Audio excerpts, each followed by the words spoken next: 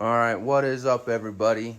Keith from Tough Cuts Blades. So the parts for my Paragon kiln are in, and I've looked all over for videos, and I can't find anything.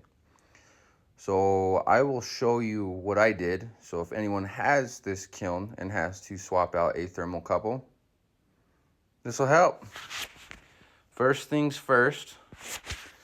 If you have the Sentinel Smart Touch, real easy. Unscrew those 4 points, pull this off, and your thermocouple pieces come in right here. Yellow wires your positive, red's your negative, and they should be numbered 1, 2, and 3 for your 3 thermocouples. On mine, what was happening is thermocouple 1 was reading at about 1800 degrees when the kiln was probably about 60 degrees internal, so obviously way off. Well, in the process of getting this damn thing apart, I damaged TC2 as well. So check it there, test it there. You'll be able to tell by taking a voltmeter and hooking it up to your positive and negative lead and checking out your ohms to see if your TC is bad rather than the computer itself. And then there's these little screws on the outside. So it holds this cover on. And you just take all these screws off. You have to lift the door up to get to that one on both sides. Go around and take them all off. Take the couple off the back. And then you should be able to lift this top cover off. When you do that, this is how I broke my other thermocouple. This was tight, like really, really tight. And I had to get a screwdriver in there and pry the two apart. And I bent one of the other thermocouples.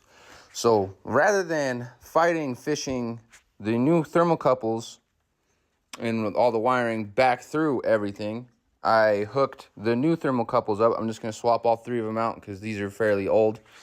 Ordered them in, make sure you got the right kind, and instead of dicking with all of the wiring and that nightmare, test it out, hook all these up to the new thermocouples, and then come over here, turn it on, make sure you're not touching anything, but once this loads up,